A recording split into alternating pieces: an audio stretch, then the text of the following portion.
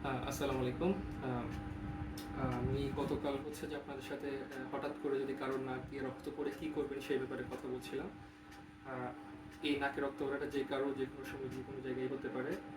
তো প্রথমে যে জিনিসটা জরুরি আমাদের জন্য সেটা হচ্ছে যে একদমই ভয় পাওয়া যাবে না, পেনিক হওয়া যাবে না।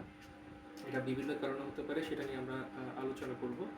অধিকাংশ ক্ষেত্রে এটা সাধারণত নাকে যদি কেউ আমরা সর্দি কাশির পরে যদি অনেক সময় আমরা নাক ব্লো করি অনেক বেশি, অথবা নাকে আঙ্গুল দিয়ে বা কোনো কারণে যদি নাকে আঘাত হয়, এসব কারণে এটা হতে পারে।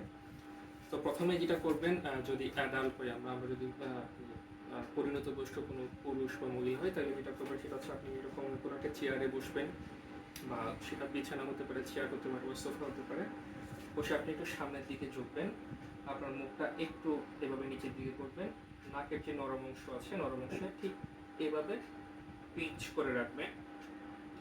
পিঞ্চ করে কমপক্ষে 10 মিনিট আপনি ধরে রাখবেন।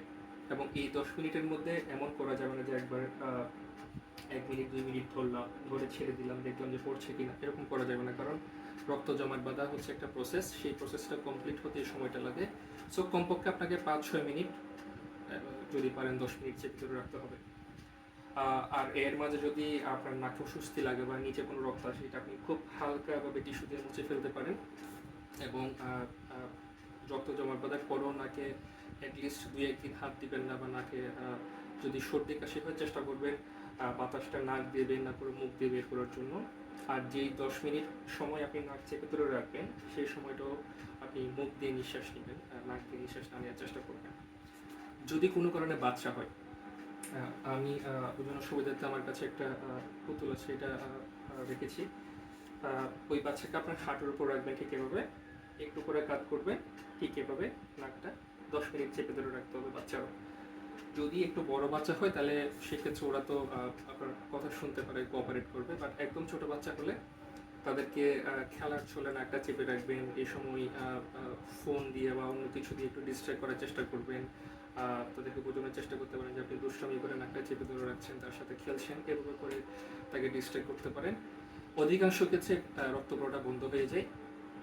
যদি বন্ধ না হয়, আপনি ওভাবে করেই চেপে ধরে হসপিটালে চলে যাবেন, এবং ডাক্তারের পরামর্শ নেবেন অবশ্যই। সেক্ষেত্রে ইভেন আপনার যদি বন্ধ হয়ে যায়, আপনার যদি কোনো কনসার্ন থাকে, সেক্ষেত্রে আপনি ডাক্তারের কাছে যেতে পারেন, এবং ডাক্তারের পরামর্শ অনুযায়ী ডিসকাস করতে পারেন যে কেন হচ্ছে।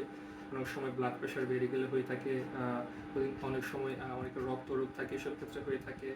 সো বিভিন্ন কারণে হতে পারে।